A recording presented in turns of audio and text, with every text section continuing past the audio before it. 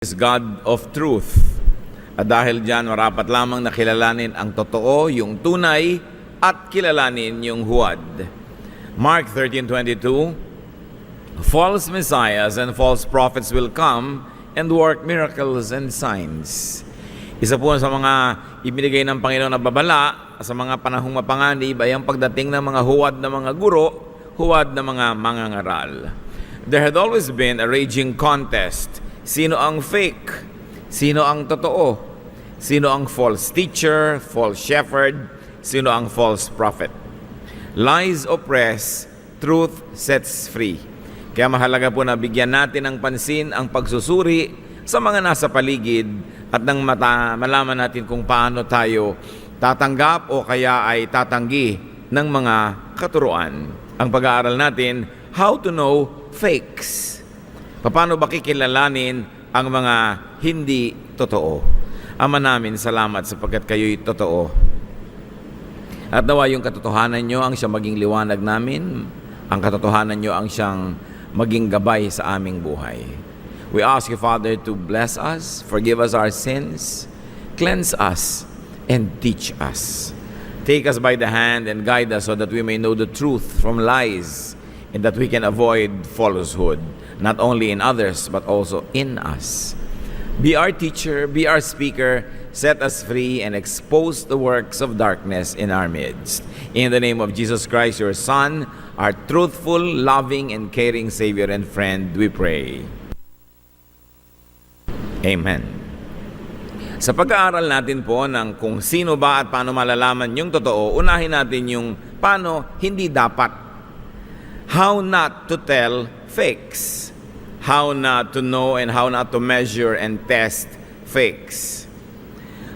Marami po kasi kuminsan tayong ginagamit na pamantayan sa pagsukat, hindi naman yun ang dapat pamantayan. Unang-una, when we assess teachers, preachers, teachings, groups, we should test them not by personal moral victories or failures and lapses. Hindi masyadong pwedeng asahan na pamantayan na sukatin mo ang pagiging tama o genuine ng isang mangangaral o ng isang propeta by personal moral victories or failures. Not even by one's recent moral performance or average. Why? Because no one is perfect. Kahit ang mga genuine prophets sa Biblia, kahit sila Pedro na mga disipulo at mga apostoles, ay nagkakaroon ng mga mali, mga hindi tamang mga katuruan. No one is perfect. Not even genuine prophets. Even genuine servants of God experience lapses. No? Even fakes could have impressive records. Kaya hindi mo napakaganda ng ugali, napakaganda ng ayos, napakaganda ng pamumuhay ng isang mangangaral, masasabi mong, totoo na nga. Kasi ang dapat mo naman ngayong suriin ay yung laman, yung content ng kanyang mga katuruan. James 3:2, all of us do many wrong things. So nakakaroon ng mga pagkakamali ang mga taong makadiyos sapagkat hindi sila perfect. So yan po ang una nating pamantayan, how not to know fakes, not by personal moral victories. Because no one does right all the time. Romans 3:10, the scripture tells us no one is acceptable to God. And Romans 3:12, they have all turned away and are worthless. There isn't one person who does right. Wala daw tao na laging tama ang kanyang ginagawa, kahit pa nga siya ay makadiyos. So we do not seek perfection even from genuine servants of God because that is oppressive. Para hanapin natin yung perfection sa atin at sa ating kapwa ay napakabigat na pasanin yan because no one is perfect. All fall short of God's standards. I have been reading and will continue to read from the Contemporary English Version. Romans 3:23, all of us have sinned and fall short of the glory of God. We all know that the flesh is weak. In Mark 14:38 says, you want to do what is right, but you are weak. May mga kasabihan po ang mga Arabs, even a good horse must be allowed at least one fall. Kaya hindi pwedeng asahan ng 100% correctness from anyone even though he might be genuine. So hindi natin susukatin sa moral performance, bagamat yung batting average dapat ng genuine prophets and teachers ay mataas.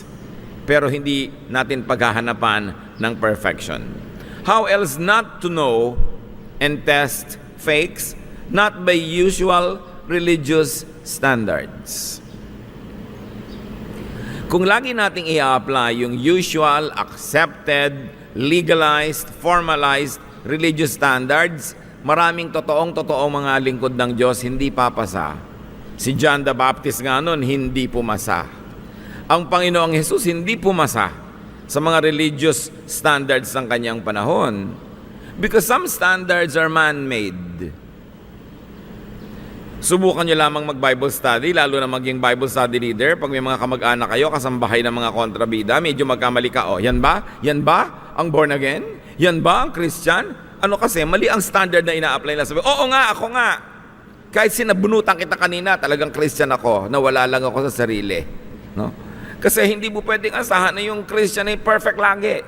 At yan lagi ang mga pang-blackmail ng mga kontrabida sa mga biblical Christians. Lagi, yan ba? Ganyan ba? Deaconess ka pa naman?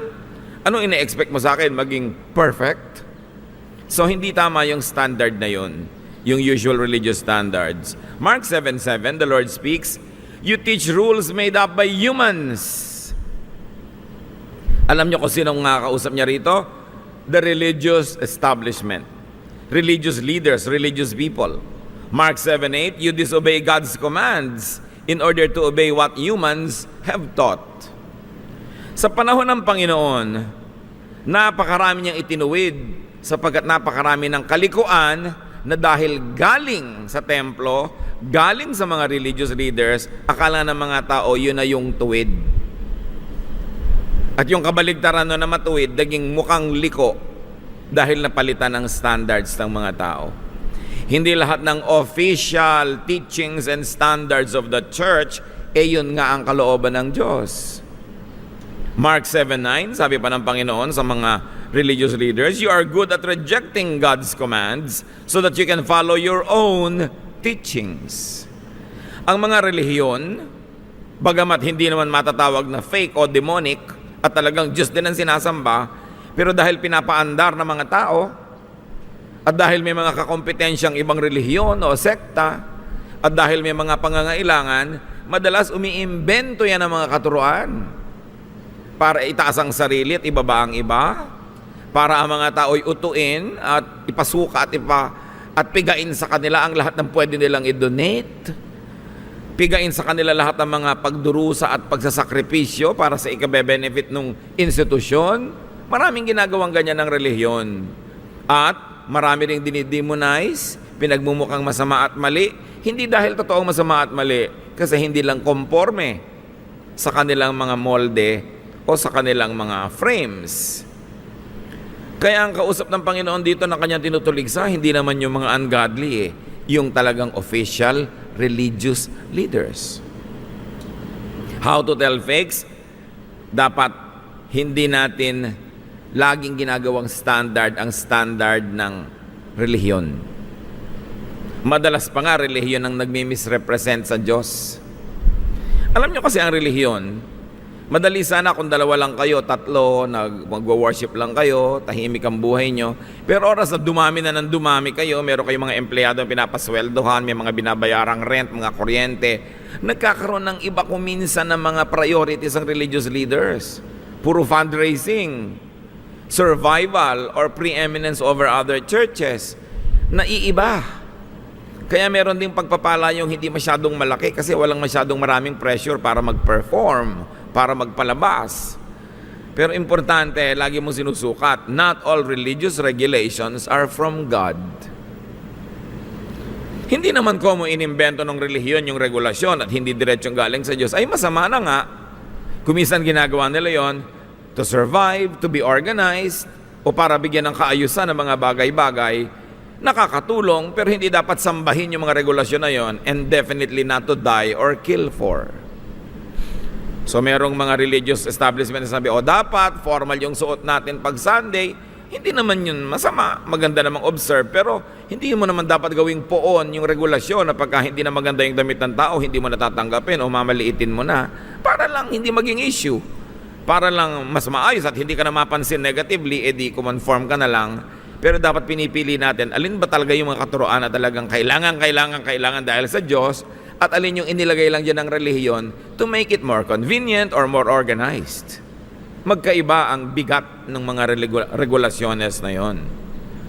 We are not to judge people only because they are breaking some religious standards. If a person breaks or fails to reach some set religious standards of morality, it doesn't follow that he is ungodly or immoral or breaking God's real law or displeasing God. Sometimes they're only displeasing the religious establishment. All throughout history, you see that institutionalized religion demonizes many ideas and things and people that may not really be offensive to God. Kaya maraming mga giyera, religious wars, are not fought between unbelievers, but between two factions of believers of the same God. Kasi nga pumapasok yung human factor. Many times, institutionalized religion makes spirituality burdensome.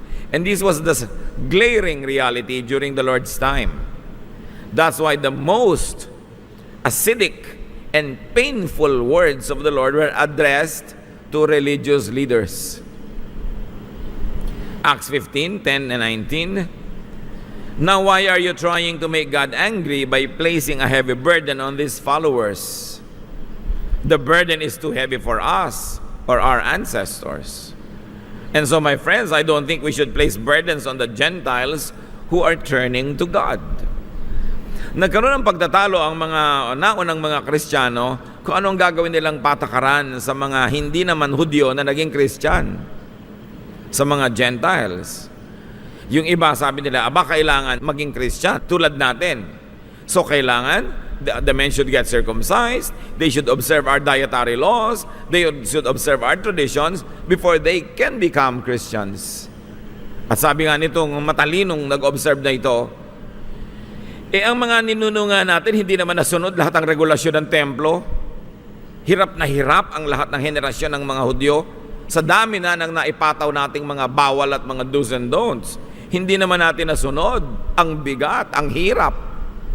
Tapos ngayon, pati yung mga hindi Hudyo nagiging Kristiyano, hindi na lang natin payagang maging diretsong Kristiyano as Gentiles. Ipapapasan pa natin sa kanila yung mga bigatin ng relihiyon natin na hindi naman natin nadala. Kaya sabi, huwag na natin gawin yan sa kanila. Dahil sa maraming inimbento ng relihiyon na pampahirap para lumapit sa Diyos, pampabigat para maging makadiyos, naawa ang Panginoon sa maraming tao. That is why Jesus pitied the people. Pag nakikita niya in Jerusalem, siya ay napapaluha. Ang mga tao ay napakaraming pagdurusa at paghihirap na akala nila ikinatutuwa ng Diyos. Yung pala, hindi naman at inimbento lang ng templo. The people have become victims of misguided and twisted religion. Ang layo-layo na nila doon sa Diyos. Dahil naging institusyon. Pati haba ng balbas, may regulasyon na. Pati laylayan ng mga damit, kulay ng mga isusuot. Lahat na regulated na hindi naman talaga ibinigay ng Diyos nung una. At kung ibinigay man, ibinigay sa isang panahon dahil kailangan nung panahon na yon. Kailangan nung kalagayan ng mga tao nung panahon na yon. Ang ginawa naman ng mga tao, na iba na yung kalagayan, na iba na yung panahon, patuloy pa nilang pinaiiral ang mga kautusan na hindi na bagay sa mga bagong katotohanan ng buhay. Hindi ko mo biblical, nakita mo sa Bible at nandun yung verse, ia-apply mo na sa lahat ng tao, sa lahat ng lugar, sa lahat ng dako. Halimbawa nga si Noah, pinagawa ng sasakyang dagat, ikaw ba gagawa dahil nakasulat doon? Di naman ikaw yung kausap. Di naman ikaw yung pinagawa. Maraming ganong regulasyon. Sabi mo, biblical yan. Yes, no problem. It's really biblical. But remember that there's a context. Bakit yan inutos? Kanino inutos? Sa'yo ba? Bakit yan ginawa ng ganong tao? Merong isang lalaking pinatay yung anak niya dahil sabi niya, kung sino unang sumalubong sa akin pagkagaling ko sa giyera, papatayin ko at i-offer ko sa Diyos. Yung anak ba naman ang sukat lumabas ng bahay? Kasi inaasahan niya ang lalabas mga kambing, mga baka, yung mga alaga nilang hayop na nasa silong. Anak yung lumabas. So pinatay niya para daw, yun ang sabi niya at pangako niya sa Diyos. Pero ang tanong naman sabi kaya ng Diyos, bakit tinanggap ko ba yung pangako mo? Ikaw lang umimbento niyan. Dapat hindi mo tinuloy kahit pinangako mo dahil hindi naman kita pinapangako niyan. Ikaw umiimbento ng pangako na yan. Humihirap tuloy. Mga kapatid, ulitin ko to, hindi common na sa Bible, gagawin nyo na. Titingnan ninyo kung ba't ipinagawa, kanino ipinagawa, saan, kailan. Ngayon, kung lahat ng sitwasyon, the same as your situation now, then it might be safe to apply it to your life. May mga regulasyon na para lang doon sa pangangailangan sa panahon na yun. At ang panahon ay naiiba. What is important is to get the meaning of the verse to the original writer and the original hearers.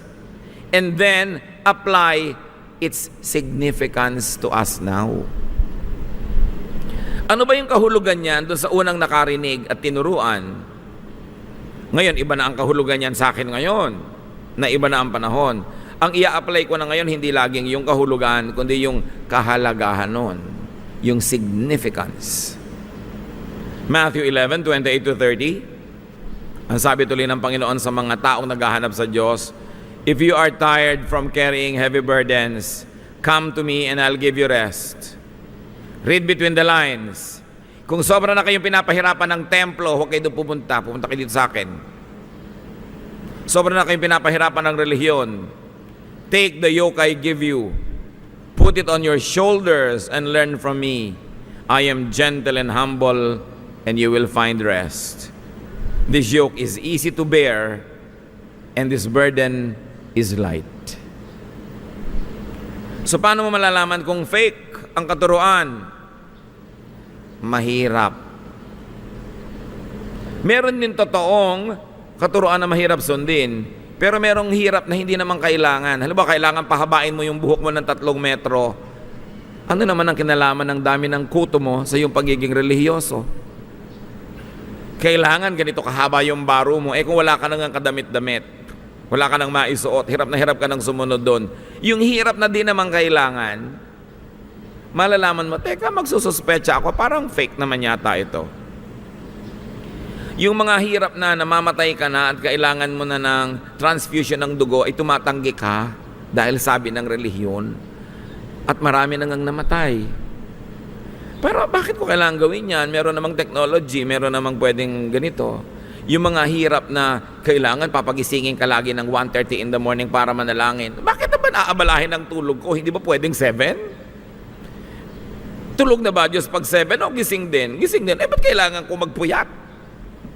Ngayon, kung bagay sa body clock nyo yung puyat at manalangin, edi okay. So, mga hirap na hindi kailangan. Sabi ni Lord, kawawa naman kayo. Ang daming pahirap sa inyo ng reliyon. Kung sawa na kayo dyan, alam nyo, go back to the simple teachings of God that I represent. Padaliin natin ang buhay. Sabi niya, my yoke is easy, my burden is light. So, how to tell a fake teaching? It oppresses you needlessly. Sabi nga ni Lord, aba, kahit Sabat, kung nakakabuti sa iyo na may gawin ka, gawin mo yun. Kasi binigay naman ng Diyos ang Sabat para sa ikabubuti ng tao. The Lord says, Sabbath was made for man, not man for the Sabbath. Kaya nagbigay ang Diyos ng kautusan na walang magtatrabaho sa Sabat. Ang kausap nun yung mga amo, yung mga masters. Kasi yung mga amo, pinagtatrabaho yung mga tao 7 days a week. So nag-utos siya. Pero kung ikaw na mismo tong empleyado, gusto mo pa magtrabaho, ginaganahan ka, nasa sayo na yun. Pero ang mahalaga para sa iyo rin, magpahinga ka dahil mahal ka ng Diyos. Pero hindi yung namamatay na yung nanay mo, ayaw mong buhatin dahil Sabat. Kailangang gamitin mo yung kukote mo. Yun ang mga kapatid ang gusto kong idiin, ha? Yung hirap na di naman kailangan, tapos mo kasi sabi ng relihiyon o sabi ng Diyos, mag-isip-isip ka, baka relihiyon lang may sabi nun. Ang Panginoon nga, sa pamantayan ng relihiyon ng araw, bagsak. Jesus was even labeled by the religious establishment as drunkard, glutton, and a friend of sinners. lasenggo daw, masiba, matakaw, at kaibigan pa ng mga makasalanan. At siyempre, yung mga religious leaders ang good guys. Luke 7:34, "But because the Son of Man goes around eating and drinking, you say, Jesus eats and drinks too much. He is even a friend of tax collectors and sinners." You see, even the Lord doesn't fit the religious mold of His time. The lifestyle of Jesus was unreligious by those standards, unconventional, and therefore He was judged. How else not to tell fakes? Not by works. Ito ang mga Pharisees and religious leaders na tinutuligsa ng Panginoon. Ang galing ng works nila, ang dami talaga. Works of piety, works of charity, rituals. Ang dami talaga nilang mga matatawag na good works, impressive works, pero hindi naman na-impress ang Panginoon. Matthew 23:15, "You Pharisees and teachers of the law of Moses are in for trouble. You're nothing but show-offs. You travel over land and sea to win one follower. And when you have done so, you make that person twice as fit for hell as you are." Sabi niya, oo, masipag kayo, mga missionary kayo, ang sisipag niyong magmisyon, ang sipag niyong mag-convert ng mga tao, pero kawawa ang dinadapuan ninyo at nakikinig sa inyo dahil matapos niyo silang turuan na doble pa ang kasama nila. Na ituturo niyo sa kanila ang judgmentalism, self-righteousness, separatism at kung ano-ano na dati, mabuti pa nung hindi sila relihiyoso, hindi sila ganun. Natuto nga sila ng konting katotohanan pero ang daming kakambal na mga kaartehan at mga kamalian, mabuti pa hindi nyo nalang tinuruan para kung datnan sila ng mga tunay na magtuturo, at least bukas pa yung puso nila. Kasi pag naturuan ka na ng mga sobrang mga fake, isasara na nila isip mo, hindi ka na makikinig sa ibang darating na magtuturo. Sasabihin nilang sila na lang yung tama at wala ng iba, nagsara ka na, mabuti pa hindi ka na lang nagbukas sa kanila dahil nanatili ka pang bukas. Dahil kung dinatnang ka pa nung mas tama, at least willing ka pang makinig. Kawawa ang biktima ng masisipag na missionary, tas ang itinuturo lang naman yung ganong mga bagay. So not by precedent, not by set standards. The Lord's teaching was unlike the prevalent religious thought. Matthew 7:28-29. When Jesus finished speaking, the crowds were surprised at His teaching. He taught them like someone with authority and not like their teachers of the law of Moses. Tingnan niyo mga kapatid, ang turo ng Panginoon sobrang nakatawag ng pansin dahil ibang-iba sa katuruan ng official religion. There's one way to tell a fake teaching. It is not original. It is just a rehash, just a reshaping of old teachings. Yung mga fake teachers kasi, if there is one thing that is not their virtue, hindi sila original. Siyempre, hindi naman sila pinagkakalooban talaga ng Espiritu ng Diyos, saan sila kukuha ng original idea? So, ang pwede lang nilang kunin, yung mga lumulutang-lutang na ideya dyan, inaayos-ayos nila, binibihisan nila para magmukhang kanila, ituturo nila, sila na yung propeta ng katuruan na yon, pero there's nothing new. Kaya yung mga sobrang lagi nagtuturo, end of the world na, nothing new. Diba? Luma na ngayon, 2,000 taon na nga na iniisip ng mga tao, end of the world na. No? Napakarami na nagsuot ng helmet, sumuot sa kuweba, nag-resign, kung ano ng mga pinagagawa at hinintay yung end of the world at isa-isang naglabasan nung hindi naman nag-end ang world. Sasabihin na hindi kasi nag-end kasi bla bla bla. Siyempre may excuse. Kasi hindi kayo sumunod sa turo namin, hindi kayo sumama sa kuweba, hindi tuloy nag-end. No? Yung laging may ibang sisisihin.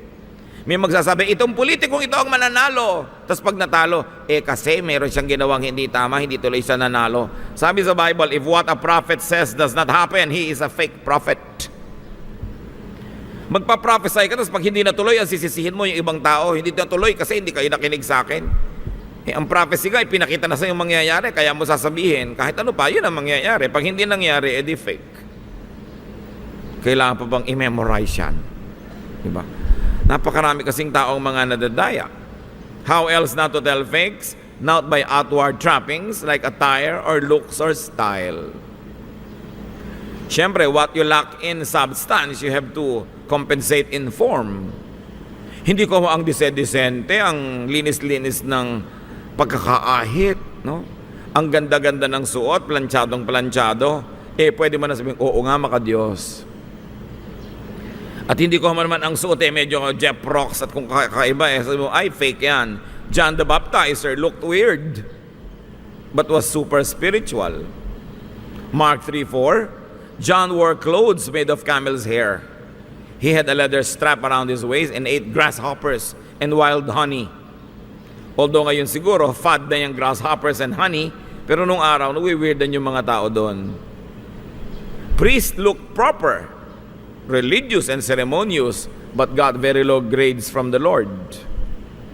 Matthew 23:5-7, everything they do is just to show off in front of others. They even make a big show of wearing scripture verses on their foreheads and arms. And they wear big tassels for everyone to see. They love the best seats at banquets and the front seats in the meeting places. And when they are in the market, they like to have people greet them as their teachers. Sabi niya, huwag kayo ma-impress sa ganong mga looks. Hindi na dadaan yan dyan. How not to tell fakes? Not by claims, not by pronouncements or official dogma or teaching. John 8:33, they answered, we are Abraham's children. We have never been anyone's slaves. How can you say we will be set free? Yan ang tanong ng mga tao sa Panginoon. Aba, mga kaapo-apuhan kami ni Abraham at dahil dyan may birthright kami to heaven. Pero nang sabi ng Panginoon sa kanila, at sabi sa kanila rin ni John, huwag niyo ipagyabang na apo kayo ni Abraham. Kahit itong mga batong ito, pwedeng gawing anak ni Abraham kung gugustuhin ng Diyos. Hindi ganyan mga claims. Yung iba, kami ang tama kasi historically kami tong church na to, kami tong kongregasyon na to. Kami yung nakakonekta sa bato na Jesus. Marami mga ganong claim. Ibig mo sabihin, magiging tama ka ngayon dahil sumama ka sa relihiyon na sinalihan ng mga tao na yun ng nakaraan? Tama ka ngayon dahil personally tama ka sa harap ng Diyos. Hindi dahil kung kanino ka sumapi. Kasi personal yan. Ibig mo sabihin, yung mga religion na sinasabi nila, sila ang tama at tunay. Pag sumali ka doon, tunay ka na nga. At pag umalis ka uli doon o tiniwalag ka nila, hindi ka na naman tunay. So ang pagiging tunay pala, membership. No, it's personal. Kasi sabi ho nyo ipagyabang ng mga apo kay ni Abraham. Pati nga mga Gentile, pag naniwala kay Jesus, itinuturing na apo ni Abraham. So hindi yan by association, by personal relationship with the Lord. Yun ang importante. And definitely, you don't tell fakes by preeminence or numbers or size or power or visibility. Not by social acceptance or longevity or canonization or popularity. Kasi madalas yung majority pa nga, yun na hindi tama. Sabi ng Panginoon, ang papasok niya sa maling pinto, mas marami kaysa papasok sa tamang pinto. And Jewish traditional religion was all this. Malaki, sila yung official, visible, matagal na, 1,000 taon, pero mintis pa rin by the standards of the Lord. As we have said, you don't tell fakes, not by association or membership. Don't say that you're a Jew or a descendant of Abraham or a member of this and that sect or congregation. John 8:39, the people said to Jesus, Abraham is our father. Jesus replied, if you were Abraham's children, you would do what Abraham did. But because you're not doing what Abraham did, therefore you're only biological children, but actually not spiritual children. So hindi pwedeng daanin yan dyan. Matthew 3:9, and don't start telling yourselves that you belong to Abraham's family. I tell you that God can turn these stones into children for Abraham. Hindi yan by relation, by membership or association. It is personal. Israelites na nga sila, hindi pa sapat, no? Tingnan nyo to, pansinin nyo. Ito, mga Israelite na, ipinagyayabang nila, Israelite sila, apo ni Abraham. Sabi ng Panginoon, I'm not impressed. Kahit mga bato, pwedeng gawin na apo ni Abraham. Yung tunay na ngang apo ni Abraham, hindi pa impress si Lord. Ngayon naman, yung mga hindi nga apo ni Abraham, gusto pang maging apo na Abraham at pilit pang Israelitan. Yung tunay na nga mga Israelite, hindi naman nakaka-impress kay Lord eh. Ikaw nga, hindi ka na nga Israelite pipilitin mo pa maging pekeng Israelite, di dalawang layer na ng kapekean yan. Bakit mo kailangan maging Israelite para katanggapin ng Diyos? Yun nga mga tunay na Israelite, tinanggihan. Ang mahalaga yung personal mong relasyon sa Diyos. Hindi yung kokopyahin mo yung bigote nila, yung costume nila, yung sandalyas nila, yung pagkain nila, yung mga piyesta nila, piyesta mo rin. Yun nga, sila nga doon, hindi nga sila tinanggap eh. At sila nga mismo hindi tumanggap. Ba't yung ba ang kokopyahin mo? Wala ka ba talaga magawa sa buhay? Mga Pilipinong nagpipilit maging Jewish, maging Koreano, maging Australian, all nations, all tribes will worship the Lord. At sa pagdating ng panahon, sabi sa Revelation, all the nations will gather before the Lord. So may national identity. Tapos ikaw litong-lito. Hindi mo malaman kung saan ka sasaling nation. Kailangan malinaw sa iyo yan. Now, how do you tell fake prophets? At bago natin itutuloy, gusto ko magbigay ng isang napakahalagang babala. Ang personal ko pong paniniwala mga kapatid, napakakonti ng talagang fake prophets. Yung genuinely fake, konti lang. Nagmumukha lang fake siguro dahil kulang lang sa training, kaya kung ano nang sinasabi. Baka kulang lang sa impormasyon o edukasyon. Kulang lang sa maturity, nandun siya sa level ng pag-iisip na yon, pero baka naman next month, maghunos dili na yan, mag-iba na rin ang paniniwala. So you don't just quickly label people fake.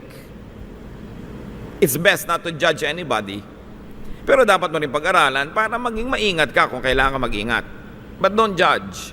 Yung mga tinatawag natin, ay fake si ganon, pwede natin sabihin, baka kulang pa lang yan sa pag-aaral. Pag dumami-dami ang kaalaman, maiisip din niya yun.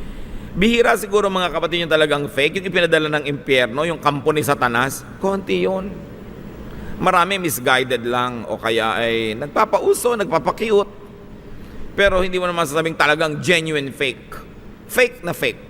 Yung fake siya na fake, hindi siya totoong fake. Misguided lang ko minsan. But how do you tell those that are really fake? By personal fruit. Tingnan nyo yung general trend ng kanyang behavior, averages, and the usual self. Rebellious ba siya? Wala ba siyang pagsidlan? Wala na siyang isang takbo ng isip, paiba-iba? Ang gulo-gulo? Yun, isa yung dapat hahanapin na sign. And by personal fruit, we mean first of all, internal fruit. Ano yung inner personality niya? Yung composure, yung essence. Kasi, yung mga tunay na mga anak ng Diyos, bagamat nagkaka-problem, hindi naman laging problemado. Bagamat kuminsan ay natatakot, hindi naman laging nangangamba. Kuminsan ay nalilito, pero hindi laging lito. Galatians 5:22-23, God's Spirit makes us loving, happy, peaceful, patient, kind, good, faithful, gentle, and self-controlled. So hahanapin natin ito. Hindi ko mo nakita nyo, genuine na. Pero pag wala yung mga ito, malamang hindi genuine. Matthew 7:20, you can tell who the false prophets are by their deeds. Not by their teachings. It is easy to parrot a good line, but by their deeds. Not by one deed or two deeds, but a general average of an entire long period. Kasi nga, di ba, kahit naman genuine, nagkakamali rin. Hindi ko man nagkamali siya kahapon, fake pala siya. Titingnan nyo yung batting average. In other words, look at the character. Hindi ko mo maganda ang character, genuine na. Pero pag hindi genuine, usually hindi maganda yung character. So, tinitingnan mo yun. Look for the fruit of the Spirit. And take a look at the attitude. Not external output, not works. Because even fake prophets and fake religions have very great output. Magaganda rin ang kanilang mga charities, magaganda rin ang kanilang mga activities. Mas maganda pa nga kumisan kaysa doon sa mga tunay na anak ng Diyos. Hindi yun ang pamantayan. Kasi kahit fake, pwedeng mamunga ng marami outwardly. At ngayon, pagka totoo, hanapin nyo, totoo ka pala, dapat namumunga. Hindi naman dahil lang hindi namunga last time, hindi mo nasasabihing fake. O isasabihin mo na fake siya. Kasi tulad ng tunay na halaman, may panapanahon din, may season, maraming bunga yung lansones mo, may season na hindi masyadong marami. Pero titingnan mo yung mahabang panahon, ano yung average? Kasi pag talagang galing sa Diyos, mamumunga at mamumunga. Imposibleng hindi. Sabi ni Lord, you will know them by their fruit. It can be an internal fruit, it can be an external fruit. It could be the internal fruit which is character, or the external fruit that is visible, tangible, measurable. Like behavior coming from character. Ang behavior naman, nasusukat yan eh. Gusto mo maging scientific? Ilang beses kang nanigaw last week? Ilang beses kang nagwala? Ilang beses kang nagalit? Ilang beses? Nabibilang mo. Pwede mo sukatin ang behavior. Ephesians 4:22-24, you were told that your foolish desires will destroy you and that you must give up your old way of life with all its bad habits. Let the Spirit change your way of thinking and make you into a new person. You were created to be like God, and so you must please Him and be truly holy. So tinitingnan mo yung kalooban. So you look for concepts. Being moderate and not extremist is something you look for. Usually, ang mga fake prophets, extremist. No? Yung everything or nothing lang.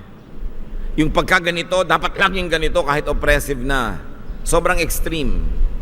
Ecclesiastes 7:18, sabi ni Solomon, keep to the middle of the road. You can do this if you truly respect God. Nasa middle of the road, hindi yung gilid-gilid dito, gilid doon, wala nang gitna. Pagka everything or nothing, everything is to the max, magduda-duda kayo nun. Dahil yun ang mga bagay na nakakapagod. Yung hihingi ng donation, pati yung gintong ngipin mo at mga pasta, babakbakin para kunin, extreme na yun, ano? Yung ikakagutom mo na, binibigay mo pa at itinuturo, hindi balik ang magutom, extreme na yun. Yung mga ayaw ka ng pagtrabahuhin, ayaw ka ng pag-overtimein dahil puro paglilingkod sa Diyos, extreme na yon. Kailangan mo namang mabuhay, kailangan mo maghanap buhay. Yung ayaw kang pa-absente ni minsan, inaapoy ka na ng lagnat, sumusuka ka ng dugo, walang a-absent sa church, extreme na yan. No? Malalaman mo kung ano yung nagpapahirap na hindi galing sa Diyos, galing lang sa religion. Beware of extremist teaching and behavior. So you look at being tolerant, not dogmatic. Ang tunay na makadiyos, bagamat may matibay na pananalig, tolerant of others, hindi dogmatic. Bagamat paniwalang-paniwala ka sa pinapaniwalaan mo, pero hindi mo man binabaliwala at niyuyurakan yung paniniwala ng iba. Bakit natin sinasabi yan? Yan ang example ng Panginoon eh. Ang mga Panginoon at ang kanyang mga disciples nagturo sa isang village, hindi sila pinakinggan. Alam mo, sabi ng kanyang mga dogmatic disciples, Lord, magpapaulan na po ba kami ng apoy sa barangay 54? Dahil hindi tayo pinakinggan. Sabi ni Lord, oy, relax lang kayo. Pumunta na lang tayo sa barangay 55. May makikinig doon. No? Meron naman, Lord, Lord, Lord. May mga nagtuturo doon, hindi natin kasapi, hindi natin member. Paulanan ba natin ng apoy? Pahiyain ba natin? Sabi ni Lord, naku, huwag nyo na silang guluhin. Pag hindi natin kalaban, kakampi natin. Whoever is not against us is for us. Si Lord magtuturo, yung ayaw makinig, hindi naman pinipilit. Diba? So nakikita mo, si Lord yung example, hindi siya extremist. Philippians 1:18, but that doesn't matter. All that matters is that people are telling about Christ, whether they are sincere or not. That is what makes me glad. Kasi marami nagtuturo, hindi mo kamukha yung style. Sabi naman dito ng may akda, hayaan na natin, basta si Lord ang itinuturo. Kahit iba pa yung style niya, bayaan na lang. Magturo na lang tayo kung gusto natin, pero wag nating wasakin yung ginagawa nila. Dahil nagtuturo rin naman para sa Panginoon. Yung nagsasabing tayo lang ang ligtas, lahat ng ibang churches hindi ligtas, extremist yun. Sobra ka namang mapalad, no? na ikaw na lang ang ligtas. At actually, ipinagbubunyi pa nila yun na ang lahat mabubulid sa impyerno. Dahil tuwang-tuwa silang sila lang ang ligtas. No? Yung ngayon, buti nga sa'yo, hindi ka sumali sa amin. Yung ba naman talagang attitude ng totoong maka-Diyos? Mark 9:38-40, John said, "Teacher, we saw a man using your name to force demons out of people. But he wasn't one of us, and we told him to stop." Jesus said to his disciples, "Don't stop him. No one works miracles in my name will soon turn and say something bad about me. Anyone who isn't against us is for us."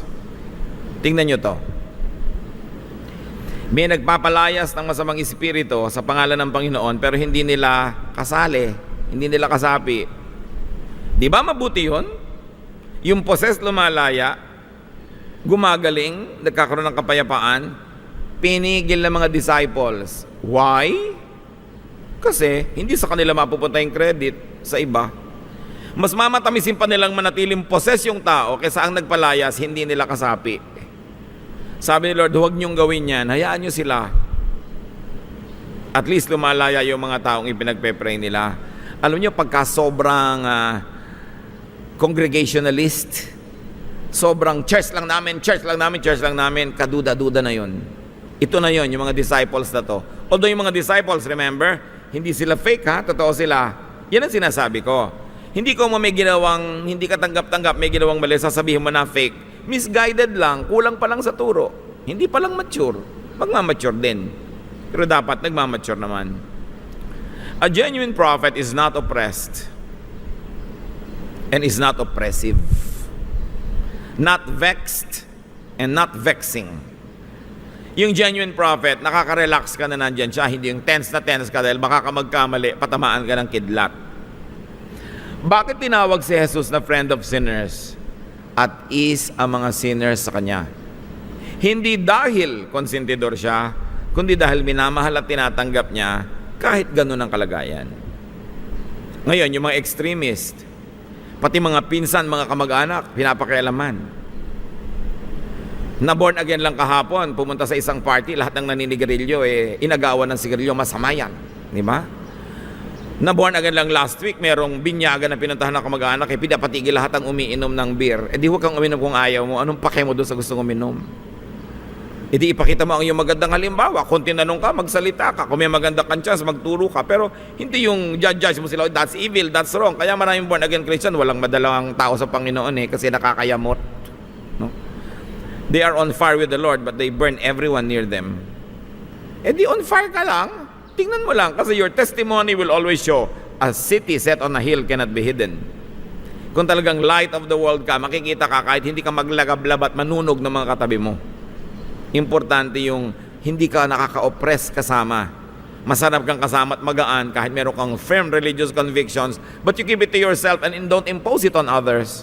And then they will see your good testimony and on their own free will accept the Lord and become like you. But not because you coerced them into becoming like you, because no one can be coerced. Hindi yan nadadaan sa pilitan. A genuine prophet is obedient to the Father's will. Matthew 7:21, "Not everyone who calls me their Lord will get into the kingdom of heaven. Only the ones who obey the Father in heaven will get in." Of course, Father's will is debatable, which is not our issue now. Pero ang mahalaga nakikita mo, well, there is a general trend na sumusunod siya sa kalooban ng Ama sa Langit. A genuine prophet is steadfast. Hindi dali-daling nanghihina ang loob at hindi papalit-palit ng doktrina linggo-linggo. Matthew 10:22, "But if you remain faithful until the end, you will be saved." Although this quality is not unique to genuine children of God, because even those who are not can have these qualities also. How to tell fake prophets? By composition. Malalaman mo kung ikaw ay nananalangin, humihingi ng discernment sa Panginoon, mararamdaman mo yung timpla, yung chemistry ng tao. Dahil ang tunay na alagad ng Diyos, magaan. Bakit? Sabi ni Lord, "My yoke is easy, my burden is light." Kuminsan mahirap sa katawan, pero magaan pa rin sa loob. Dapat magaan sa loob, maluwag, at dapat panatag. Sabi ni Lord, "My peace I give to you." Pag hindi peace ang ibinibigay, puro takot, puro pananakot, puro panguusig, puro guilt, mag-isip-isip na kayo, may tendency to be fake. And yet, baka naman hindi fake, kulang paranding sa maturity. Kaya pag-iingatan nga yung label na fake eh. Kailangan tayong makiramdam. John 14:27, I give you peace. The kind of peace that only I can give. It isn't like the peace that this world can give. So don't be worried or afraid.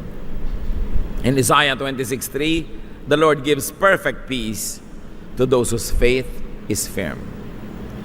Meron siguro talagang isang mahalagang hanapin nyo sa isang katuruan o nagtuturo. Napapanatag ba ako? Yun. O naliligalig ako? Tuturuan ka, tatakutin ka ng tatakutin. May pumutok lang na bulkan sa Mexico, end of the world na. Di ba? Nag-tsunami lang ng konti sa Japan, lulubog na ang buong planeta. Yung sobrang mga dramatic. Napakarami na naging tsunami, napakarami ng pumutok na bulkan at napakarami ng mga lindol numpa. Hindi pa nag-end yung world. Huwag nyo nga problemahin ang end of the world. Ang problema nyo is how to live godly lives today. How to please God. How to enjoy God's blessing. Because the world may not end, but you may die today. Diba? Yun ang talagang end of your world. At lilipat ka na sa kabila, mas paghandaan mo yun. Huwag kayong mahumaling sa mga puro end of the world talk. Luma na yan, 2,000 taon ng end of the world. Panahon pa lang ni Jesus, tinatanong na siya, Lord, ito na po ba ang end of the world? Kailan po ba ang pagdating ng inyong kaharian? Sabi ni Lord, huwag yan na atupagin ninyo. The kingdom of God is in your heart. Ang atupagin nyo, maging godly kayo. Maging matuloy yung isa kapwa, maibigin. Mamuhay kayo ng may kaayusan. Produce wealth. Be fruitful so that you can give to others. Anong mapapala mong end of the world? End of the world pinag-uusapan. Kung handa ang spirito mo, dumating man yun o hindi, hindi dumating.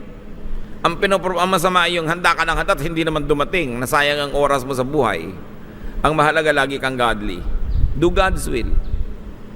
Do not be deceived by wolves in sheep's clothing. Nagsasamantala sila tuwing may disaster na nangyayari sa planet, umuuso sila. Tapos mamaya, hindi na naman kasi wala na naman disaster. Maghihintay na naman na susunod. But do not judge a sheep that had just been splattered with mud.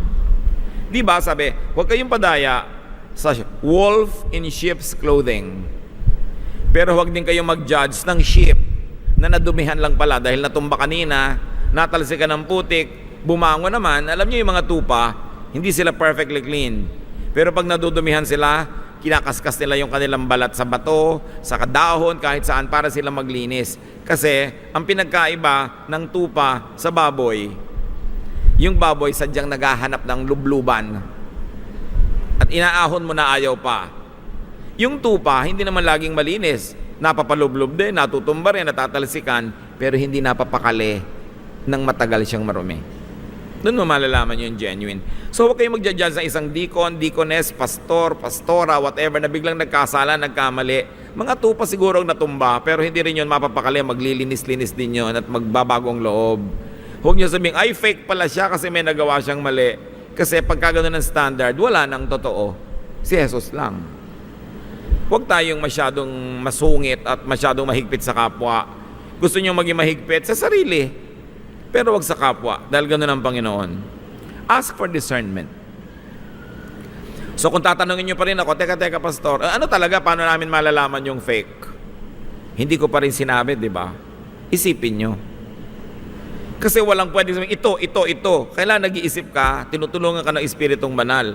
Pero dinagdagan lang natin yung ating equipping para mas mag-guide naman tayo kung paano mas magiging maingat sa pagle-label ng mga tao kung fake or not. But when you are in doubt, don't label anyone fake. You are safer. Don't judge. Pero kung sa palagay nyo, pero para pong fake, careful ka na lang. Suriin mo bago ka sumunod, medyo magdistansya ka.